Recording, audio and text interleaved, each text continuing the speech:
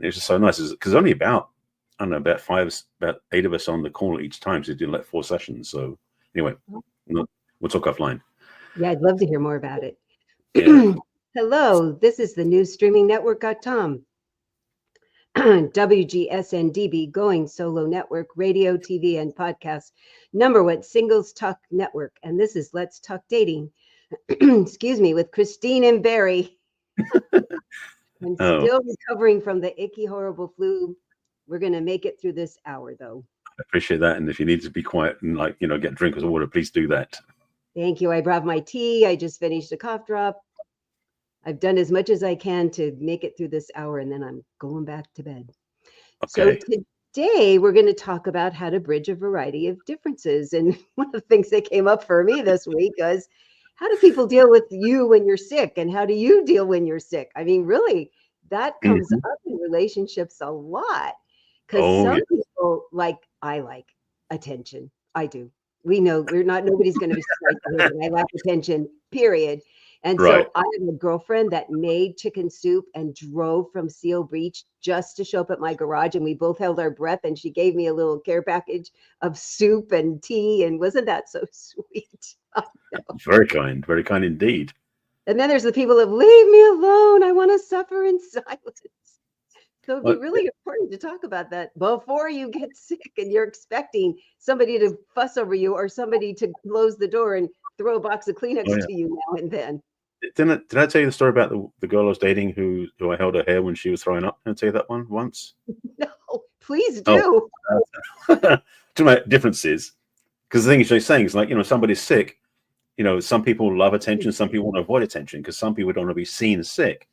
And this is kind of like that, but it wasn't about flu, it was about something else. Basically, there was one I was dating, it's going back years ago now, but it's stuck in my head because of this particular instance was such a key teaching for me.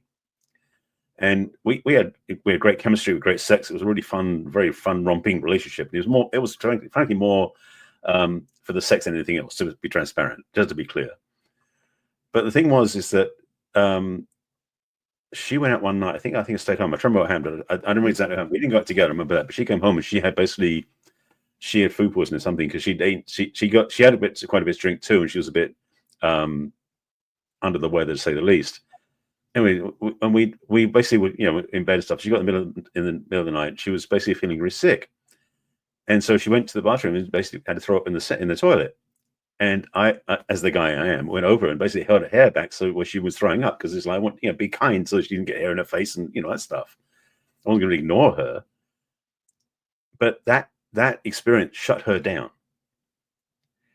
Because and this is the thing I want to speak about, because this is another part differences, is we had say great sex and we were very, very physically and very, very intimate at that level.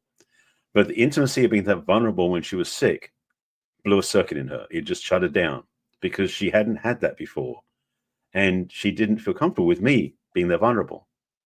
And basically we broke up shortly after. Now, she may deny that's what caused it, but I believe firmly that's what the reason was. Not because it was right or wrong, but because of the experience of boundary pushing or getting more intimate than was something she'd used to. And it was such a teaching for me, because I realized that the fact is that we have, part of my experience and learning is about, we do have differences that we don't necessarily understand with each other. And sometimes we may put our foot in it rather than go, is this okay? And be that respectful. So that's just another piece of the puzzle about the illness conversation. But the thing about this conversation with a variety of differences is that we don't necessarily understand how to accommodate those differences. Wow, that is such an important point, because generally we just don't know what we don't know. Mm-hmm. And often people think, well, isn't everybody like this? Or why would somebody be like that? I hear both of those a lot when I'm coaching people, when they're talking about people that they've dated or even people that they were in a relationship with. Why would somebody act like that? It's like they can't even imagine that if you look in the dictionary under any word, the real Webster's dictionary, under any word, there's generally more than one definition in the dictionary. So Indeed. couldn't you imagine that each person could have different definitions for each word, much Mm-hmm. less a feeling or Right. an action. And so that's why I tell people it's really important first to figure out who you are and then say, this is who I am. I like Oh a yeah. fuss. How are you feeling about? Can you do a fuss? Do you like a fuss? Are you okay making a fuss over somebody else? Are you okay if somebody makes a fuss over you? Yeah. Because in this one arena, as we've found, it's not the same for everybody at all. And No. we think we're doing the nice thing because it's what we would like or it's how we were raised. And why wouldn't we do this thing? And the other person's upset because we didn't do something or we did something. And it's kind of shocking where if you would say ahead of time, gosh, you might feel the same way, but let's check it out and Oh yeah. see in all these different arenas that people think, why would I talk about when you're sick? Because as you just heard, it could be completely different. Absolutely. And I want to shift examples for a second because something that came up as you were talking about that is this. We talked about this before in other shows, but one of the most obvious ones I can think about differences is love languages. Because we have, if you haven't already done the test, you can go online and go 5lovelanguages.com, blah, blah, blah, all this stuff. If you watch the show, you know about it. But basically, the love languages are really to explain how people experience love differently. And so that could be one of the things that's a deal breaker in relationships. Because if you, for example, are someone who is a visual, like you need to be shown what love is, and someone else is an auditory where they need to hear what love is, meaning that if you're a visual, you want to be shown love, whereas the other person wants to hear they're loved. And if you don't understand each other's differences, you'll miss each other going, they don't love me because they didn't express love the way I think I should be told how I'm loved. And so the love languages is one of the simplest things you can use in a relationship when you're dating somebody. First of all, even when you're single, do the test for yourself so you know what your primary love languages are. So when you meet somebody, if their love languages are different, doesn't mean it's a deal breaker, but it is important to know that because they're different, you may want to accommodate where they are, so that way they know when you love them, they feel it or see it, whatever it is for them, even though it may not be your natural one. And then hopefully, if you're in a good relationship, they can learn the same thing too. So that way you both can express love to each other the way you want to receive it. That may be different from the one that you normally have for yourself. Oh, yeah. So I know two couples. One's been together almost 10 years and one's been together almost 50 years. And the guy in both of these is not a say out loud, I love you, care about you kind of person. It's just not who they've ever been. And I've known both of them quite a long time. And Mm-hmm. they've just never been that. They have loved people in their lives. They have children that they love and adore. And they are so action guys. They Yeah. do so many loving, caring things. They go out of their way to show how much they care and love. They do lots of things without being asked. They do lots of things when they're asked. And both of these women had to kind of get over themselves because the guys were just not going to change. You said that sometimes we can say, gosh, this is really important to me. Is there some way you could do this thing for me? And they had that conversation and both guys went, I just can't. I just can't. I will never get over this. It's going to be a thing. It's going to be my thing.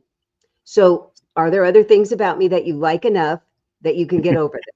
Because Right. sometimes the other person has to get over it, which is really a drag. Because me, I'm a big fan of, gosh, it would make me so happy. And I know men that want to make us happy. And usually you'll go out of your way to do it.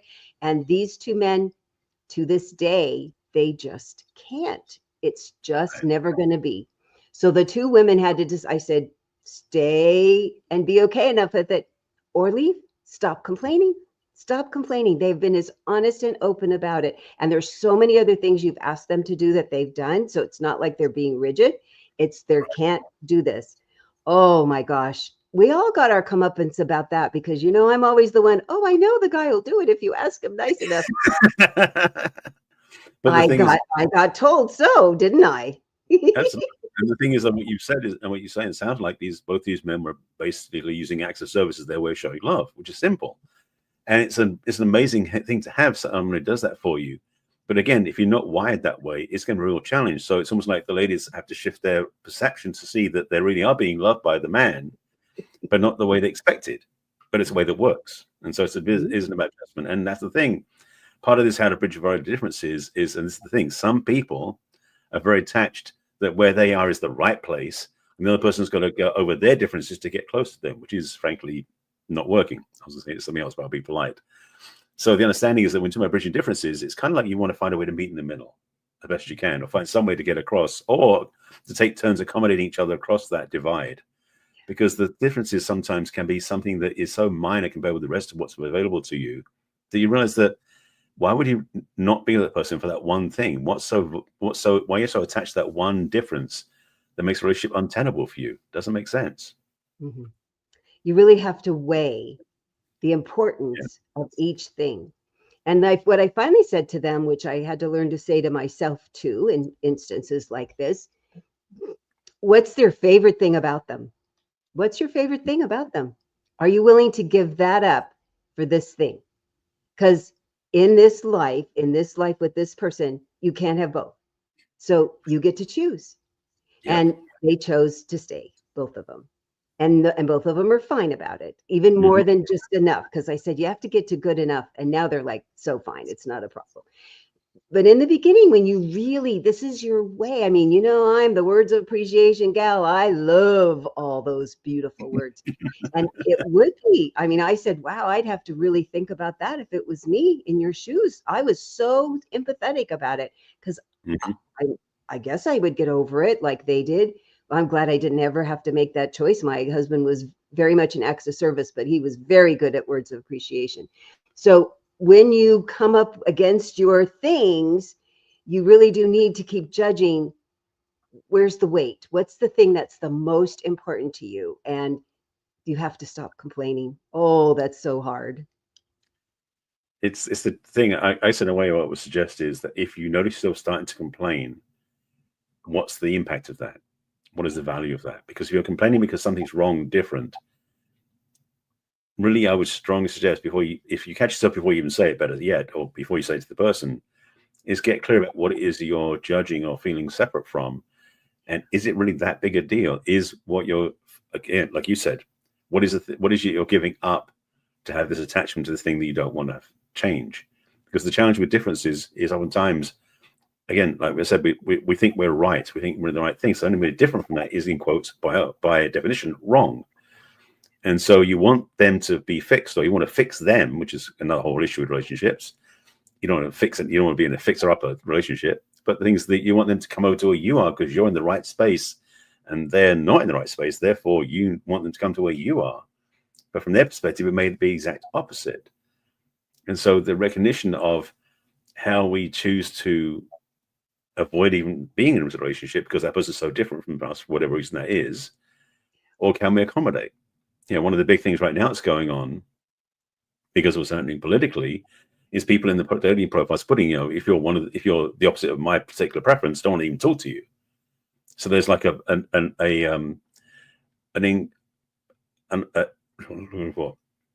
unbridgeable divide, is probably the way of putting it, between political views that's becoming so distinct now. Whereas other things like religion might not be such a big deal. So it's like you got to really look for what are the things that are, the bridge too far, or the hill you'll die on. These big metaphors now. The bridge you'll die on for this one thing that you won't change, so you don't want to accept somebody else, and to what you'll be missing out on. Such an important point, because there are times when people say, I can't live without this, even though there's all these other great things. I can't live without somebody that isn't of the same religious belief, or how could I ever have a conversation with somebody who's so different than my political beliefs? Yeah. It's a decision to make. And if you can't, then you need to be really clear about it and accept that the other person can't either. I mean, you've talked enough to say, this is how I'm willing to move a little, and this is how much you're willing to move a little, and we're still just too far apart. Can you agree to disagree? Can you agree on a few points even? Because there are some points of, do you both want the world to be a better place? Is there places that you can still be active in your political party and come home and feel like you made your difference doing your thing? And then you can have still a conversation about how the world's going to be a better place. And some people do, as you said, they just cannot get past it. They just can't. And so deciding what the hill is that you're willing to die on and the bridge that's too hard to bridge, because that is so the theme today, that not everything can be fixed. Not everything can be solved. Not everything can come to an understanding where both people can now be together. You might have to just be friends. You can't be in a real relationship where you're connecting your lives and living under the same in the same four walls, or connecting your bank accounts. It might never happen. And I think it's essential to be really honest about, this is how much I can move and I can't move anymore. And be really clear about why, and have a really good argument, because that's the thing that I get frustrated with, is when I say, explain to me why you think differently than me in whatever area, and they can't. And so I get that's almost more frustrating than if they really said, this is why, and I have all this evidence and what really works for me. When they can't even come up with an argument, I get very frustrated. Or when their argument doesn't leave any room for me to say, well, I have a different belief. You know, could we talk about that? I have a different belief because I'll listen to your different belief. That is a difference that I can't bridge at all, if there's no room for both people to have their separate opinion. It's one of those things that really, frankly, becomes such a well, let's say it this way. Ultimately, the people who say they can't cross over the bridge are the ones going to lose out. So the ones that are willing to are the ones that are going to be in favor, so to speak. But it is something that continues to be an interesting divide, because, you know, the title is How to Bridge a Variety of Differences. Yet the thing is, there's so many things we can have differences about. You know, a simple one just to throw on the table as well is whether you want to live together or not. I know quite a few couples who choose to live physically apart, even though they've been together for 10 years, 15 years, because they feel that having that freedom of each other at their own places just lets them have their own autonomy, and then they come together whichever way they want to do it, like to each other's place, and it just works for them. But some people, it's like, no, their commitment is that if they're going to be together, they're going to be in the same house and live in the same space and be in the same bed and all that sort of thing. And so it's a thing where if that's a different viewpoint, one wants to live separate, one doesn't. How do you work with that? Can you adjust? Can you understand each other's position, like you were saying? Can you walk a mile in the other person's shoes, so to speak, and then understand where they're coming from, so that you can say, you know what, I understand where you're coming from, and either I'm willing to shift, or that just doesn't work. And it's clear, rather than just simply saying, I'm stuck here and you're stuck there and it's not going to work. So it's like what you said, it's like, can you have not so much necessarily an argument, but a conversation at least of what the differences are and why you have them, because you can then bridge the differences more easily. And what's really interesting is when you hear another person's perspective, it might make you either say, I never thought about it like that.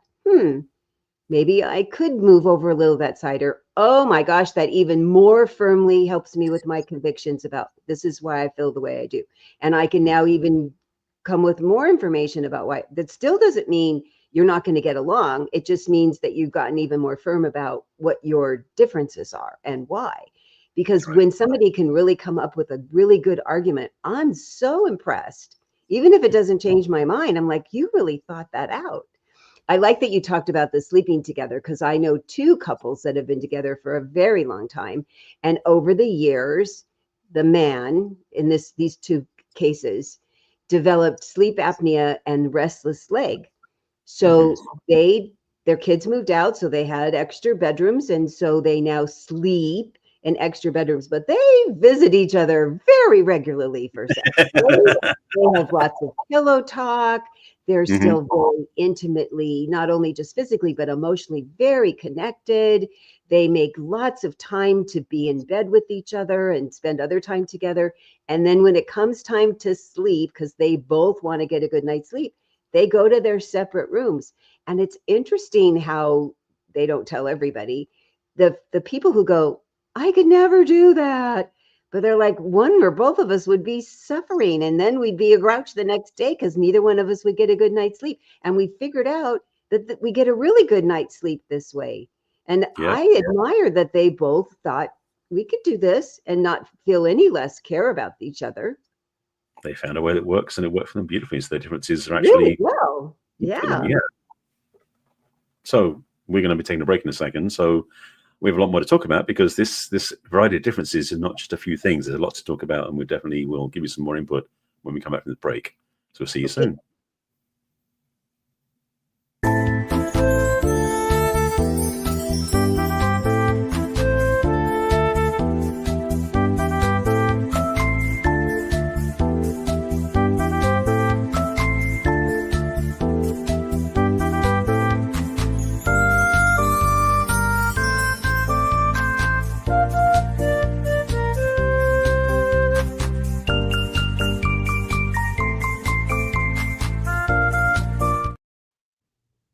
Hi there, this is Let's Talk Dating with Christine and Barry, and today we're talking about how to bridge a variety of differences.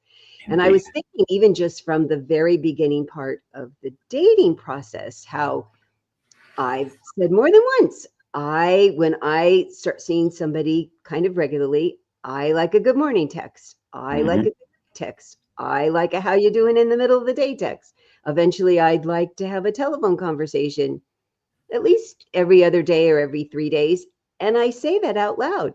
And sometimes they'll say, oh my gosh, I like that too. Or, oh, there's no way I could do that. Would it be all right if I did this much? Because this is how full my days can be. And then I'll tell women that, and they'll say, oh, that's just too much. It feels really needy. Well, then figure out what it is you do like and say out loud. Because often, sadly, we get very mad at you fellas for doing too much or not doing enough. And we didn't tell you what we'd like instead. It's that's the other part, by the way. Now, the conversation is telepathy. We have this bad habit of not explaining, because you said, we saw earlier before the break about how having a conversation is such a key part. However, there are certain times and certain people in the world who basically think, again, their way's the right way, but they don't explain themselves to their partner. And so this assumptive reasoning, where they think the other should understand who they are without any question, any conversation, any willingness, is such a leap of faith. Be polite, but a leap of assumption of not knowing the truth. And so the willingness to converse, and just as a principle in a relationship, you want to get to know the other person. And so being willing to ask questions, even when you think you know, so you don't make assumptions, you don't become telepathic. You do, in fact, say, I'm not sure if this is what you like or what this is what I like. Is there a match here? Because, we talked in other episodes about having your green flags and red flags and those sort of things. Well, the differences may not be red flags. It may just be new discoveries, like a new new idea. I didn't think about that before. How do I want to handle that? So as you said, with a couple of people, they do enjoy being together, but also spending time apart. And that may be something that wasn't on your green flag list initially. But maybe it's time to add it. Mm-hmm. Yeah, so many people think that long distance is never going to work for them. I want somebody that I could just, call up and say, let's go to the movies or let's have dinner, with, much of a moment's notice. And lots of people think that. And then sometimes when they meet somebody that's an hour or 2 hours or 5 hours or a plane right away, they think, but I really like them. I like their conversations. I like how I feel with them. So yes, have your preferences for sure. And then maybe be open to at least having a conversation about, I think I might be willing to do this. Are you willing to do that? And then to keep it as an ongoing conversation, because that's the other thing. People will say, oh, yes, this is, I'm fine doing this today. But then in a month, they're like, oh, I didn't realize that you meant forever, and revisit it. Are you considering moving? Are you considering doing something different? Or am I the person that's going to do all the driving? Are you going to do all the driving? To keep talking about it and never assume the other person knows what you're thinking ever. Right. Oh, assumes we've talked about that before in the episodes too. And that's the thing, is, in a way, why not treat every new date, if you're single and you're going on dates, treat every new date as a brand new person you never met before. The challenge is we do get into a bad habit of making assumptions where, because they look a certain way, we think there's a certain style or a certain thing about them. You don't have a clue, honestly, about who this person is. So be inquisitive, be willing to find out, and yes, discover the differences, because they become, for somebody who's really interested, something fun to explore, like how would they bridge those differences? How would they reach across and make that person a good match for them? Because it's easy, just to be blunt, it's easy to chicken out. It's easy to fall away. It's easy to back away and say, you know what, they're too different. I can't be with them. It's like that sort of thing. And to be really blunt, a lot of people like staying in their small corner of the universe and not exploring what's out in the world. And one of the joys about meeting new people is hopefully your horizons expand and you explore new ventures and you might become a better person. So meeting someone who's different from you is going to be more likely if you're expanding your horizons. So why not take it on as an adventure and as a positive experience and have something happen that could be wonderful? You know, I definitely have met enough people over the years myself where I've realized that some people I'm attracted to nothing like me. And some people I'm attracted to, or some people I'm not attracted to, are very like me. So it can work both ways, you know, just to cover that base. And it's an interesting journey and it continues to be. So I love this thing called life. And it's such an adventure all the time with everybody that we meet. Absolutely. And even if it's something that you can't bridge the differences about, at least you've now said, I didn't know people thought that way, because now you know people think that way or act that way or don't act that way. Because how would you know if you don't say, this is what works for me, tell me what works for you? I mean, that's, I think, the most essential thing is to keep saying, here's some boundaries that I have. Here's some preferences that I have. What do you think of them? And then how do you handle those same things? Like people that are morning people and people that aren't morning people.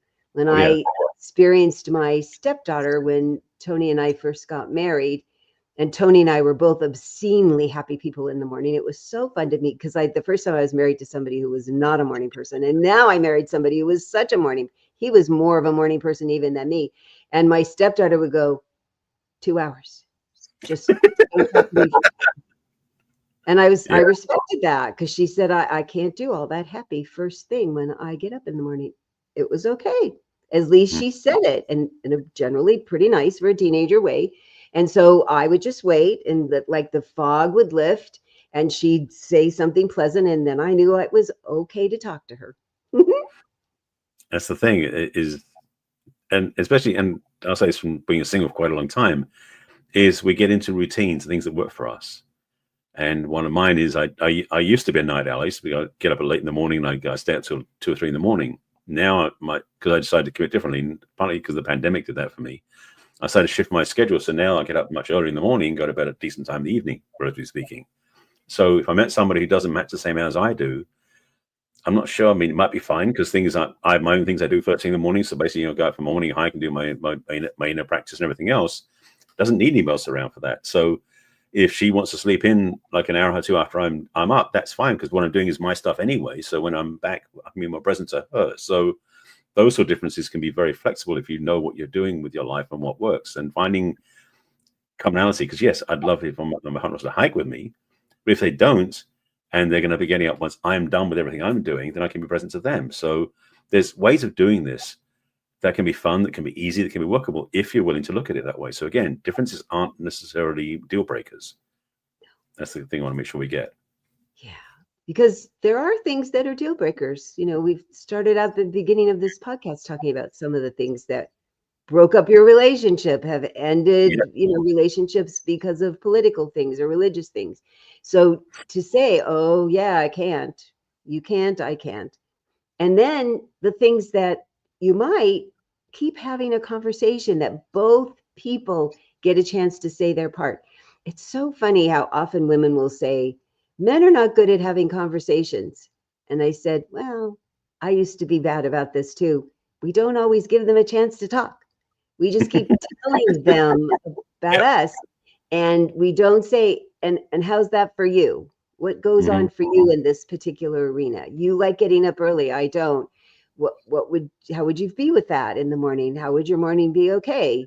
And you would have a conversation about, well, I'm going to go hiking. And if there's mornings you want to come, that'd be great. But generally I've been doing it by myself and I'm still okay doing it. And I'll come back and maybe we'll take a shower together because you're up and I'm all sweaty. I mean, really, that could be a very fun end. Exactly. But the But thing to is, talk about it, back and forth. Yeah. There was something you said that just sparked something for me. Oh, if it'll come back. It was the sound about the conversation. No, it's gone. If it comes back, it'll come back. It was a good one too. Oh, well, we've got time How we still. keep interrupting you and not letting you finish. Oh, that's the thing. Thank you. You got it. You get to give me what I needed. Speaking about the conversation between men and women, it's like you're saying about how women don't often give men a chance to say anything. This is what I think is one of Alison's teachings. I think it's one of Alison's teachings. Talks about how that a woman will say something and ask for a man's opinion, but we process slower than women do, generally speaking. So when a woman asks a question, we have to think about it and consider and then give her an answer. We don't have an immediate, ready to go answer. The challenge is that what women have a tendency to do, because they have this habit of thinking that we think like they do, because men think women think they would like they do. When a woman thinks a man thinks like they do, they think that the man didn't get the message because he hasn't answered her yet. So she will try to change the question to see if that'll get a better answer out of him. Meanwhile, he hasn't finished processing the first question. So now she's asking the question the second time differently, and then it's going, whoa, hang on a second, I've got to put that one aside, now I've got to figure out this question. So the challenge is for the man in this context is he's trying to process what she's asked for to give her the answer that she needs, but she can change the question on him too quickly that he can't get the answer out. Frankly, any man who's in that situation, say to her, give me a minute so I can answer you. Because the challenge is a lot of women don't recognize this challenge that we have, this difference. And so bridging the difference, the difference between masculine and feminine is a bridge too far for some people. They can't understand how to work across that bridge. But understanding these sort of things, learning about each other, and because we are different, and being willing to ask questions and also be willing to stand up for yourself, saying, hey, let me process what you asked me so I can give you an answer. It sounds like so fundamental, but so many people miss this point in relationships and dating. So listen up. This is a key teaching. It really is. And I think in addition, what the man could say is, it's really important to me to give you a thoughtful answer. And so I need to think.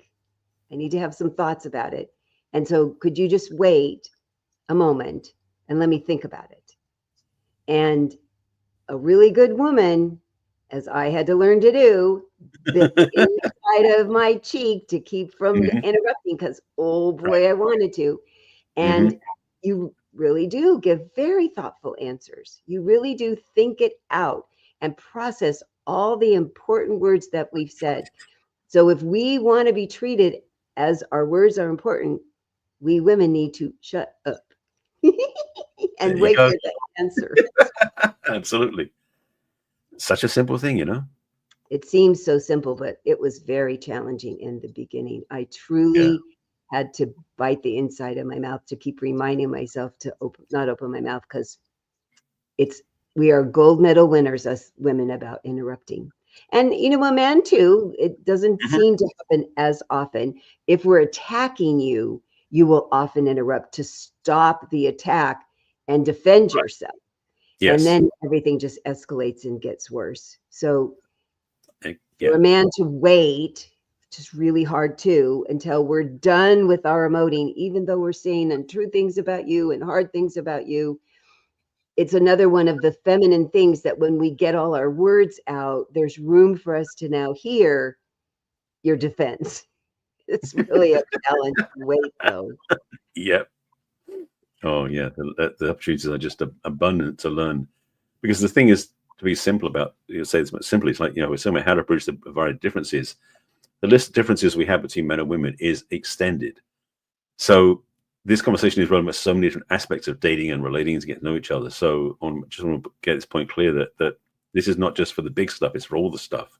Because we do have a lot of things that we assume about ourselves and each other that creates a divide that we may not be able to cross over very easily unless we constantly think about it and go, oh, hang on a second, different perspective. How do I bridge that gap? How do I connect that over? So, yeah. Yeah. Those communication differences, bridging them are very challenging. And we've certainly done lots of podcasts about them, and we will continue to do more podcasts about them.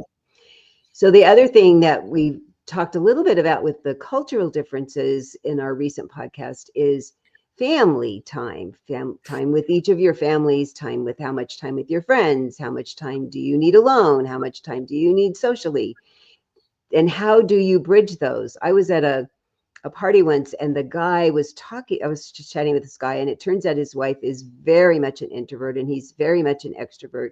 So their agreement is he goes to something once a week with this group, And then she comes once a month because that's all she can stand. And then they still spend tons of time together. From his point of view, sounded like they were happy and working this out. And she got to stay home and do the alone things that she likes without him being there. And they really had a great understanding about it. And, you know, I was listening to other people listening and they were saying, oh, I could never. And how could she trust him? And, but he was perfectly lovely. He wasn't flirting with other people. He was just he was getting his extrovert fix. So even though they really had these very big differences in their personality style of how much social time they needed, they had worked it out. They'd been together for 10 years. It was really fascinating to hear how they had talked it out. This is the thing that, again, this personality stuff is such a big part of the conversation, you know, from the whole love languages to whole introvert, extrovert. But it, you know, even if you start doing astrology charts or human design or other things too, you can get so nuanced on this.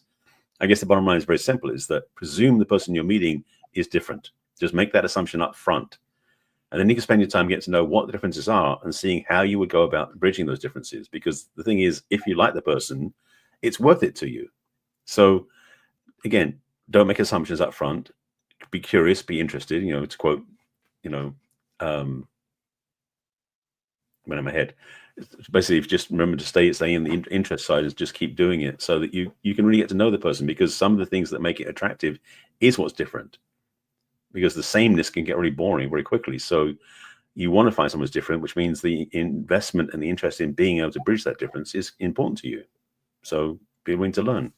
I like assuming they're different. I think that's a very good philosophy. Let me go find all their differences and how charming. Remember, I said that when I was dating, and there were men who just didn't like some of the parts that are just me. And I said, well, I know the man who falls in love with me will think my idiosyncrasies are charming. And my late husband did. Yeah, I have to pack for 3 days and I bring a lot of stuff. And I mean, he just was like, oh, okay, it's just part of who you are. Doesn't bother me at all. Right. Simple stuff. Because we couldn't have been more different in that way. And both of us were fine with the other person being different, and there wasn't any disapproval. So that's how we bridged that difference. And what was really helpful is that we both really knew ourselves and were okay with who we were. I didn't feel like I needed to apologize anymore. I was tired of apologizing for that. And to just say, this is who I am. And he's like, okay, should there be a problem about that? No, I'm glad there's not a problem. Right. In fact, that's one of the key things about this whole conversation too, which will back up to underscore what you said, is you want to get to know yourself well. Because one of the things about differences is you don't know what is different about somebody else if you don't know who you are. So spending the time to get to know who you are in a better way, in a bigger way, so you can then meet somebody else and know where you stand and what's important to you, so that other person's differences can be additive versus so contrary to who you are. Because the difference isn't a bad thing. Ideally, that person's done their work too, so they know who they are. So you can basically own your space and be willing to share who you are with each other, so you meet in the middle. That'd be ideal. It would be so ideal. If you could now get to a place in your life where all the things about you are at least good enough. You're smart enough, pretty or handsome enough, tall enough, weigh the right amount. You can have an intellectual conversation, whatever it is, that you can now get to your place where I am good enough. I don't have to apologize for this is. And now I'm going to share it with somebody else and say, who are you? Tell me all the things that you're good enough about. And then does it work out for the two of us to say, oh yeah, I can adjust about that. It's not a problem. Or I can't adjust about that. And can you adjust about that? I think I've mentioned my parents had this therapist that she used to talk to couples about. Whoever has the 10 of the thing was so important to them, they generally got to sway the vote. And she was having a couples counseling with somebody once, and the woman said, you know, this is an 8. And the guy said, is there anything less than 0? Because I don't care at all. I could care less. And so she wrote a book and did this whole process in her book, and it was called, Is There Anything Less Than 0? Because it's amazing how when I said to my husband this thing that other men had complained about, he was like, and it didn't even bump on his radar at all. It wasn't even like we had to have there were other things we certainly had a discussion about that we each compromised about, but not my packing and all the crap I bring with me and that I have to get the suitcase out 3 days ahead. He was like, couldn't care at all. No big deal. Just let me know when you want the suitcase for me to bring it down out of the attic. I mean, that was so refreshing to me since it had been a big deal to lots of people. Mm-hmm.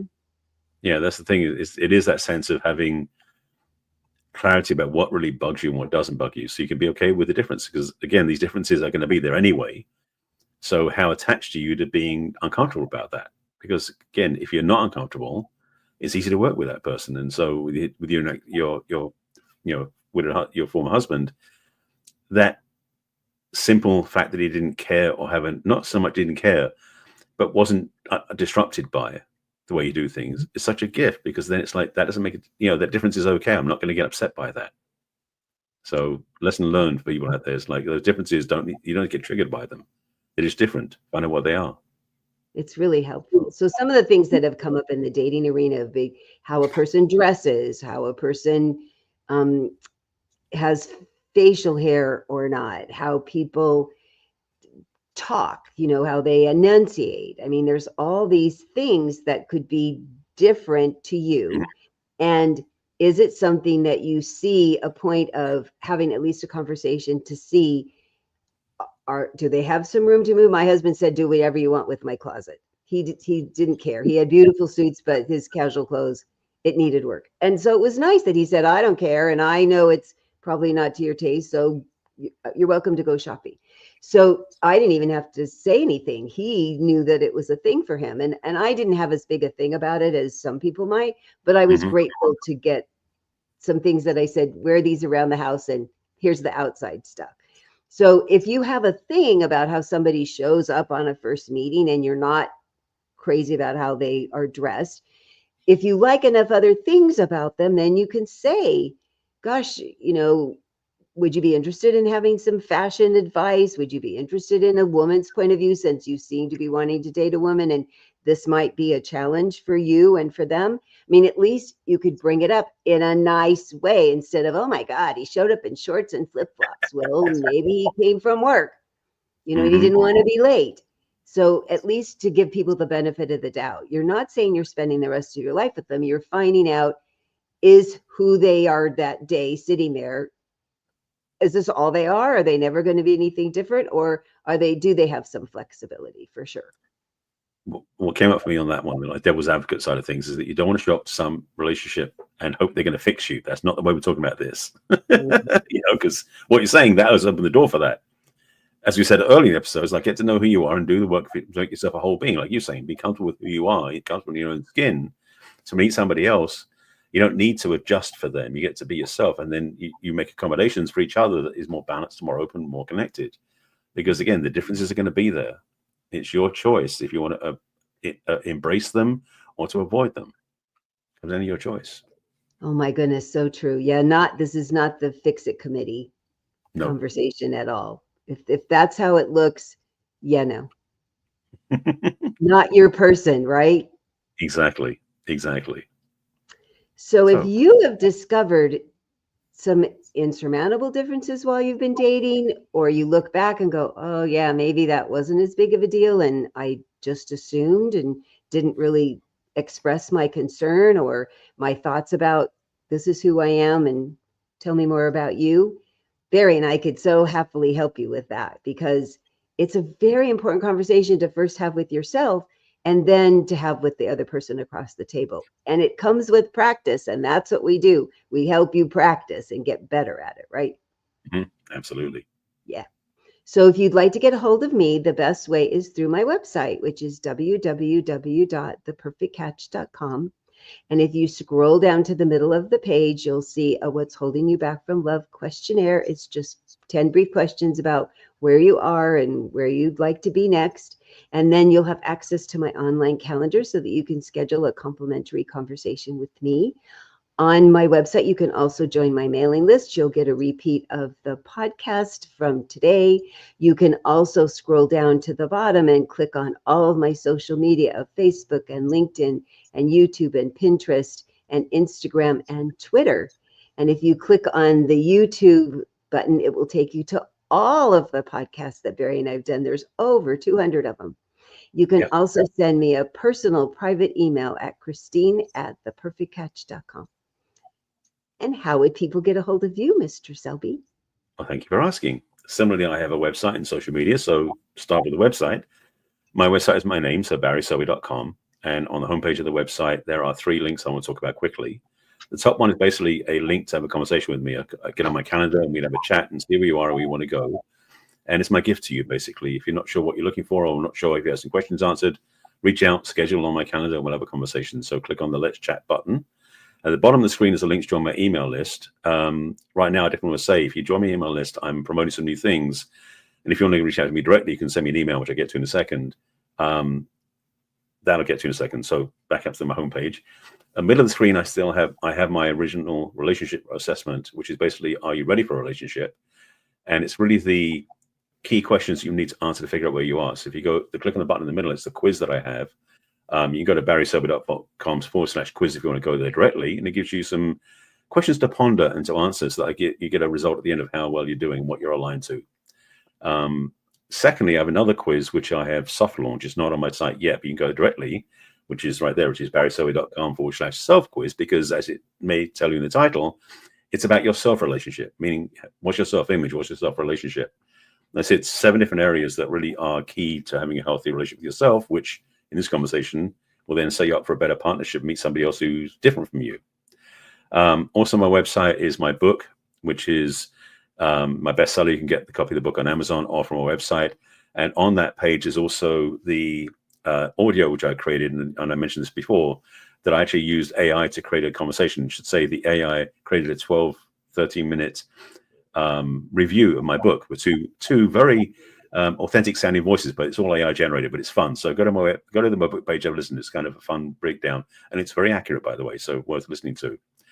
If you want to send me an email, you can send it at barry@barryselby.com. And I mentioned that again is that I have a couple of things I'm offering right now, which I'm just launching.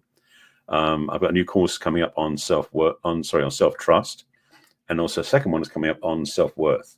So if you want to learn about these 2 things, send me an email and put those, either self-worth or self-trust, in the title, and ask about it. And I'll send you more information about those. They're not up on my website yet. Social media, my name is on most of my social media. So YouTube, LinkedIn, Facebook, X, Blue Sky, Pinterest is all Barry Selby. So definitely YouTube, youtube.com/Barry Selby, because I've got lots of videos, including our show is there as well. It's got its own playlist, 200+ episodes, as mentioned. And then I'm the real Barry Selby on Threads and on Instagram. So you can find me all over the place doing my marketing and promoting all my stuff, and you get to learn from me wherever you want to find out. You can see Barry's beautiful pictures when he goes out on his hikes. Yes, indeed, you can. And Barry and I are here live every week at 1 o'clock Pacific and 4 o'clock Eastern, and all the times in between. You can watch us live and ask us questions. We'll be happy to answer them while we're here. You can also watch us on Apple TV and Roku. We're getting millions of views. It's very exciting. But if you don't want to watch us on your TV or laptop, you could take us with you, right, Barry? Yeah, you can listen to us. You won't get to see our pretty faces, but you can hear what we're talking about. So we are now having all our talks are uploaded as podcasts. So on Apple Podcasts, on Spotify, on Amazon Podcasts, you can listen to us wherever you go and take us with you when you're hiking, driving, working at the gym, shopping, whatever you're doing. You can have us plugged in your ear and giving you tips on dating and relationships. So worth listening to us and following our podcast. I know we're hearing that we're binge worthy. People are binging our podcast because there's so many fascinating, helpful subjects. Indeed. So we'd love for you to like or share and give us 5 stars, write us a review. That helps us go higher in the analytics so more people can help with us. And you can share us also with people that are having trouble with their dating and relationship part of their life. Oh yeah, if this speaks to you, I'm sure there's some friends of yours that you'll speak to as well. So share these with them as well. Yeah. So we will be back next week with a more interesting conversation. We'll see you again. Take care. Bye. Bye.